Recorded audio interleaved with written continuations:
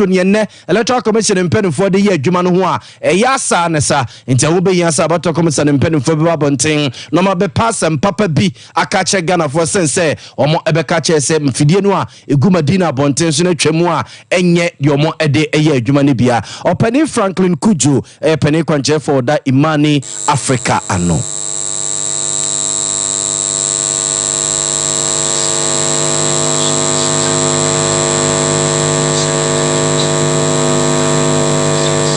This government, Nanakufa, has recorded more than 100 scandals since it took over. When he appointed KPMG to do this analysis of the contract and investigate into the circumstances surrounding the award. Exactly what we're asking is, what is this sneaky behavior of the EC in auctioning sensitive election equipment and sending them to recycling plants that don't have specialized capacity to shred data-sensitive equipment like biometric verification devices? The EC, in an article, in the news item we saw, that is published on the Dome FM, claims that it auctioned just 10 devices. And the question is why? Why would anyone want to buy just 10 devices? And why would the commercial entity need 10 BVDs to recycle? Meanwhile, the records show that before the EC bought the brand new set of biometric equipment it used for the 2020 elections, they had 72,000 BVDs and thousands of BVRs. Those are the laptops or registering holders. Where exactly are those devices?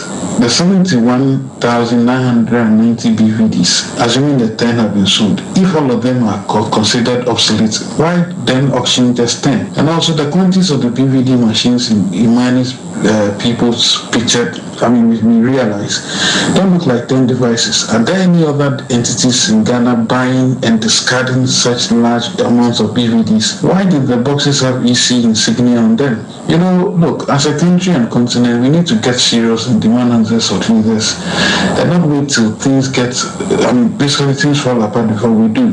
Handing over thousands of devices holding the fingerprints and other vital particulars of millions of Ghanaians to uncertified facilities would in any country generate a massive uproar. Why are we always so relaxed about everything in this town?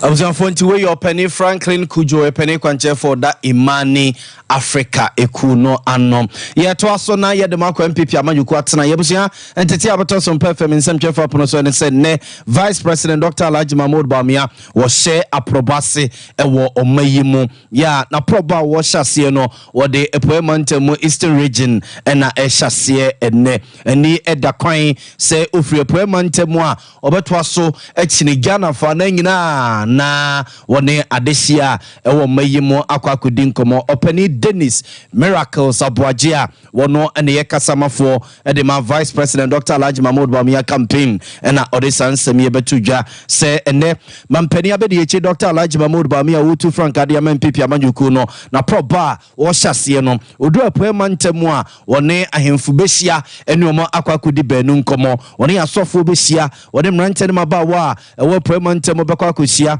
wone adwadifo adobafo akuafo ene suku nkoda ene adwadifo gina ebehia na watie obi a ne hawo na tete na tepoi nyemo a omo efise odiwura eye na mamuode ne nhihie mu a ebeba wunum no Vice President Dr. Alhaji Mahmoud Bawumia proba wo hyase sankomo nyina obedi na wahwese wode eniema ebegu akwam emzafo se wahwa se MPP amanyoku ayi Vice President Dr. Alhaji Mahmoud Bawumia se ontu franka na oniam nyoku na nim form nko 2024 elections no na se akwakoye break the 80 ena mampani dada John Dramani mama soso no atena fie 8 years ya wonu soso fi se oso moba no mo eba beje eye oman no edi free MPP amanyoku ensem Vice President we enimre dikanya ebusafo NPP amanyoku to abayi no se Frank Etufo wo hye eye aprobo ACB Asia amanfo HS we no akwakoye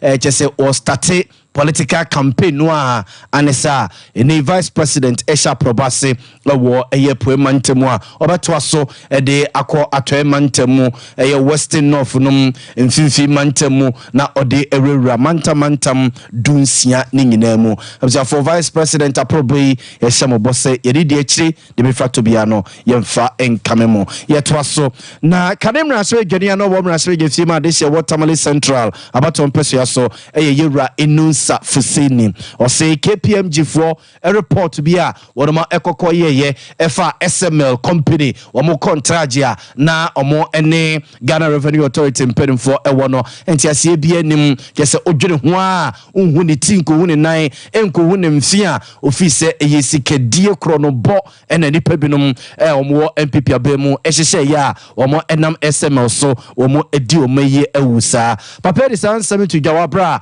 na ensemtwefo ejini nsusue ne na dwenkyere edefa eye KPMG wonoma a report about beto dwe.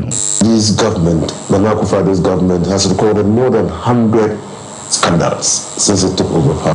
When he appointed KPMG to do this analysis of the contract and investigate into the circumstances surrounding the award of the contract to SML, many people raised suspicion because of the potential conflict of interest situation in which KPMG was going to find itself. Many other people said that the president will whitewash the report if it was damaged. What prevents the president from releasing the entire report?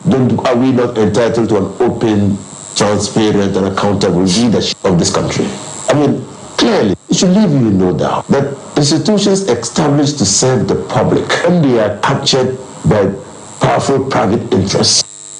Abuzanfonti we eye kanemra so edwane no wo mra so efi ma de she Watermali Central abaton peso ya so ye rainu safusini ni yetini nke ya KPMG for a reporter for SML omo contract ya no mo Ghana Revenue Authority mpedem for ewa no mo efa be for kwantemponim de kwanso agege to de amomai no je se ye hu adwuma bi omo ye nanso na bosumi bia no sika twitwi di na no mo gi edi free Ghana for ensem san komo ya vice president oda imani Africa no era Bright Simon so no de nano atomu bia won de nsema wo kanyina say sorry SML for contract ya omo ene Ghana Revenue Authority mpedem for hye no a eti say ejapade no a mampedi na nadodan kwakufor na busuan for de kotom na sejafo ni mu a na kamera sejafo eya gia tumu no we ye SML ene ejapa na SML we de no wakwakoye ejapa wa hye white shirt na ode tie atoso na wa hye coat de aguso eno ne ma ibri amanfo ani so a ya hyeda ankwanko hunu se yedwirim sikadie ne krono na sankrofo no ebebo maye openi Bright Simmons nchemu a wode ma ye ni. In the president's release, if you read it carefully, nowhere does he mention this. He ends up praising KPMG, which was paid to do this work. Not a single word of support for the fourth estate and the like. We are happy at Imani that we're providing additional support to ASEP.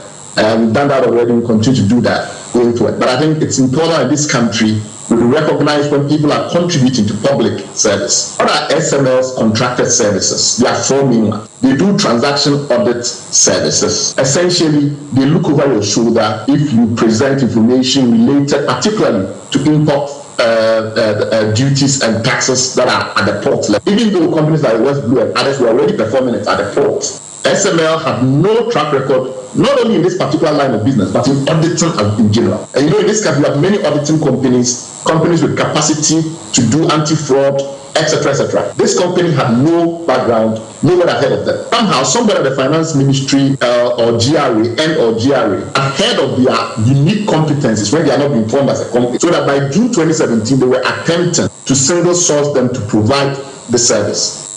Abuzanfonti we vice president oda imani Africa no yura Bright Simmons na yete ne nkenya sa SML for contract omo na Ghana Revenue Authority mpeni for sensan no odna no etumu biese we no na akwakoye ejapa share white shirt here wɔde tie ato so asaso ahye kutu akwakugu so no na ma amanfo enhunu se ye krono anana nipa bi ebo omaye afi ye demo kwa MPP amanyuku atena ye ewola dade kutopon abaton peso yaso NPP amanyuku akwakoto aba ewola dade kutopon abaton peso yaso a ene womo akwako yidi obegina ede ama amanyuku na pre eyemra asredwa edwa no ewo mpeso ya no so na busua abanomode kwa kwahyehyɛ so no na owura Joseph Adoa emre bi atwam na oyema mpani na adodan kwa kufa do driver ni ene MC ya owola dade kutopon abaton peso yaso yewura eye Solomon eye Nikwe na ede ekwa coffee so ko wiase no na mampani na adodan kwa kufa do ne driver ye fa ne se Joseph Ado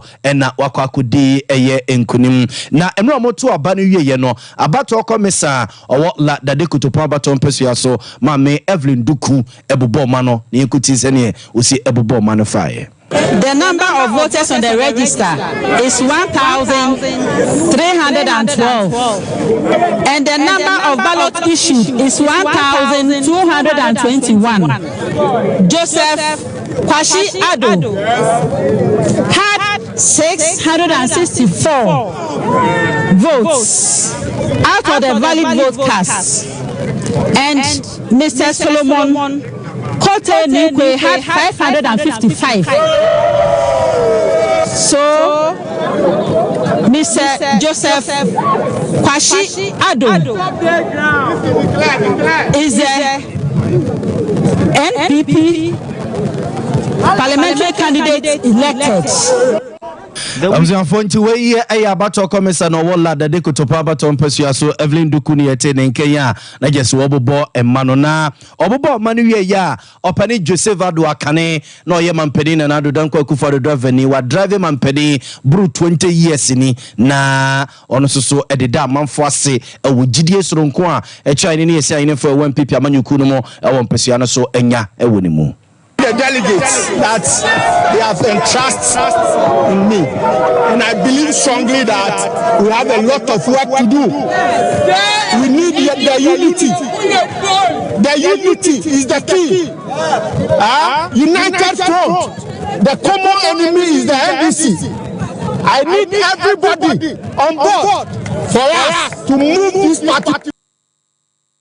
Amzianfonti we ye opani Joseph Ado maybe atwemu me kan se nanu ya na otwima mpani na adodan kwa kufado fi bedu no ni na ode a drive mampani sesei ono na etwani ni sign form wola dade kutopon abaton peso yaso atoaba ede eyi ni wose onyina MPP amanyuku no enkopre eye mrasibedwa akunya no yeto aso na Ghana Union of Traders gutampedimfo na omo ede adesre eto abato komisar mpedifo we kra de nya abato komisar mumnemum ECG mpedifo nim se bia ya ba bedu sese no senka omo de dumso timetable no eba ekebebo wo madwadifo no pa ene Ghana fo masese no o madwuma wo no mo eye se adwadifo no aye dene de ama wo no mu a sese unim bra ubenya nkane ne bra wonya enkane ntinkomo sre ECG mpedifo se nane kire ya dumso timetable no senka mo de betu bi gasre de emomo ehunu se brewe ni brewe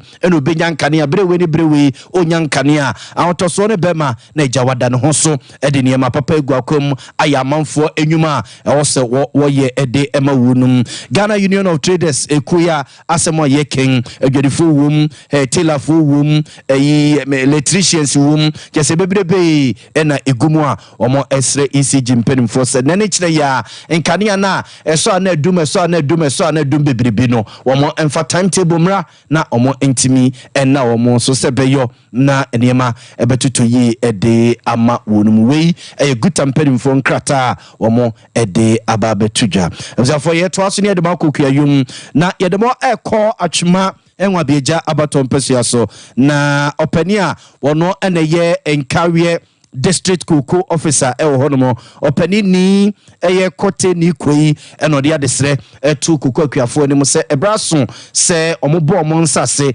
ene omo ekuku ho bai se gadamse ni biba se omo sempo na se nkapre je nefo asase ne okuku fu no fama no no nkodi gala wo mu a obesre akuafo no se kuku no mfa so pi wo so se galamse ne be ma sempo na nkapre a udi wi asa na so se kuku no honomo a obedi di ho afebọ bɔ ɛma ɔma no nana nkanso nyina aba bedidi ho abra gadam sei sika ya wɔde ma wɔ no udi ne sa na ɛkɔ wieye ɔpani na futu a wɔde ɛma akuafo ani Ghana Japadi na Ghana Japadi asisi koko nso na yatum ewie afi beko ewie koko ye betum na koko ye ba betum asisi bag baako eye 2000 sika 20 million obo mo na unsako we phone ho unja 5 bags pe unya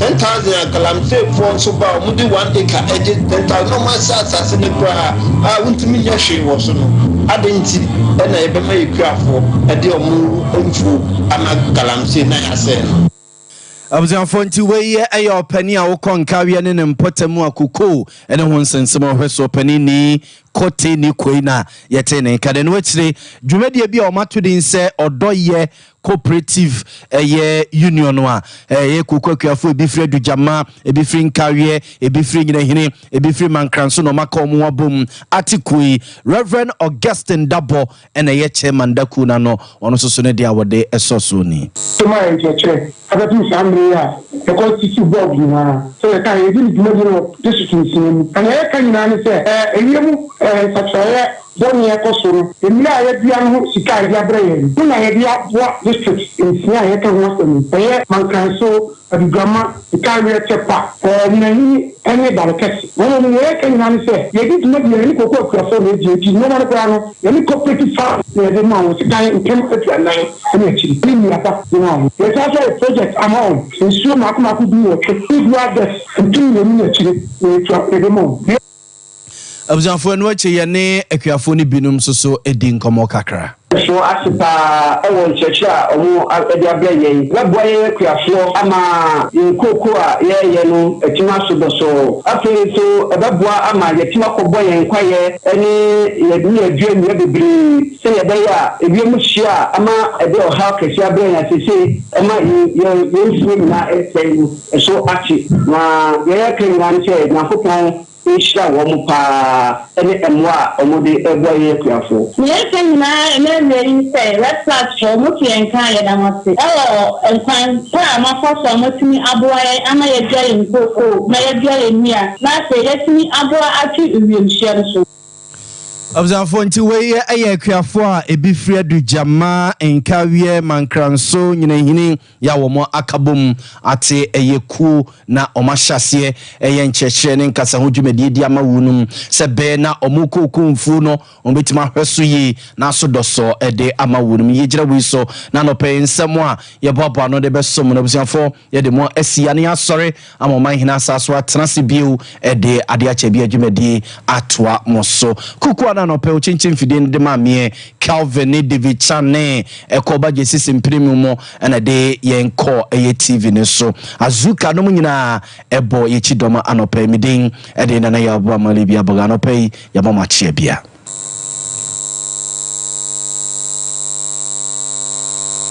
21st clinic aye sciatica expert sciatica no o nerves na wo to ase na fa wo siremu na fa wo nasia besi ase ho no se ho techima eno ene fa ne sciatica na etimi bubu o to ase ka wo se dwe wo sirem wo je ho ba bia enye na eno na 21st clinic ba ye adwuma pa wo mu yenti abaso bo ma gine wo Ghana ha ene amono ne enya asem ketua wo mu ji international awards ahodo wo mu ji local awards ahodo na anu nso na wo mu be the only sciatica research and treatment center in Africa. Bibrim hano ebi ni baby a gise 21st clinic nkwa. Wo mu de bibiduro ene besan yare no masa de machine aka ho. Eya yare sabia yare bia wotimi de ko ne mama de ba ko a wo magidi wo mu pa no.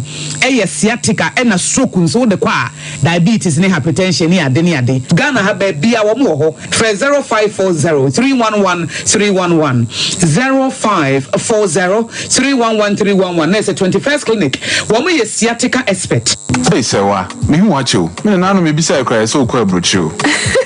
Kwaku, afei na me beko. Me nkrata krani. Hey, eni me ma connection ma for den ko fosi ka dwane ne wanya o chedi di musa no. Oh, as for Express Group Adarumenti, according to IF4, Opesa to Kwankosiadia, Express Group do be call mind to say Canada, US, Australia, UK, any Germany, say a tour and as a visit in Sua. Express Group do be call Dubai, Canada, US, Australia, any Germany. More person to Kwankoye Jumansu, Obits Midwako Dubai, Qatar, and as South Korea. If you also want to take international tests like SAT, IELTS, TOEFL, GRE, GMAT, they can help you pass easily. They can also help you secure a good job in the UK. You should make sure Kwairo Kumasi, Asafule Baranabout Accra and so Omo Carnation First Light, Tema Omo Community 18 Lashibi Girl Filling Station. From more much for ISO 055-555-0067 and 0249-000448.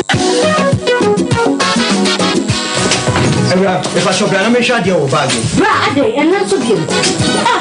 What time you see about Queen Wayne say? Bra, said your time about Mr. Esia Jimmy fear for any idea about the ever so. Really, do this offending now. Bra, so me cousin me the time about Mr. Huadansia. We are seeing now about Temenka. It is some malaria. Where do any time about Mr. I know go, dear, and what to want to me any deal. What do any time about Mr.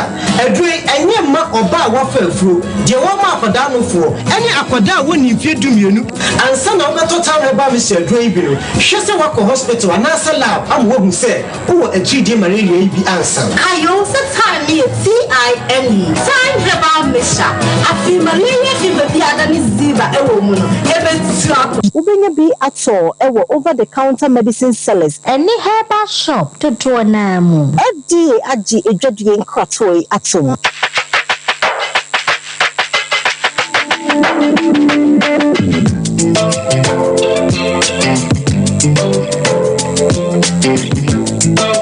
To be sure, the year for Yadia Chnabrena or my Dimpa Natural Health Clinic, Kumasi Jamswa. Now, Kassay for Yadia any IRSA. So, what you are a peptic, gastric, duodenal ulcer, acid reflux, GERD, and H. pylori.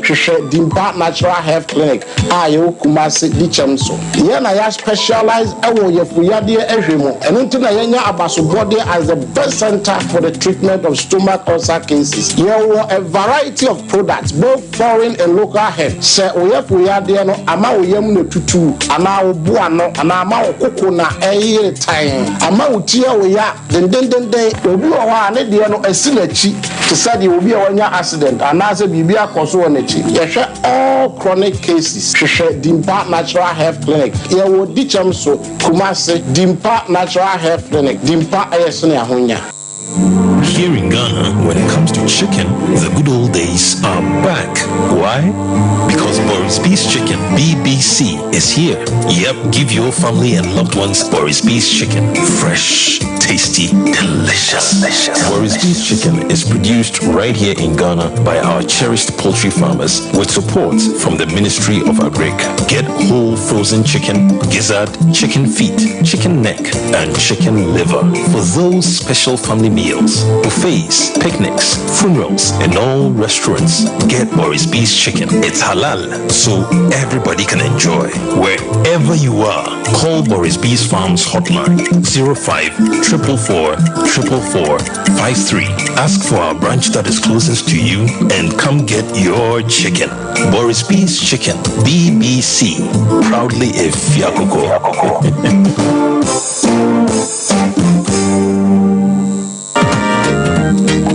For me mawakwaba eba abe heba clinic ope ayansabia emprempren nipa dodo na do nani akirem wo ho na wonya wayaresa na won mo etiapa na aye abe heba clinic yade ahodo a abe heba clinic edi hu djuma eye sickle cell epilepsy etwere yade ulcer yemkro typhoid koko oba ene bema opa wo sexual weakness oba na bema wayemre ewo mpam oberima ne bema afon anase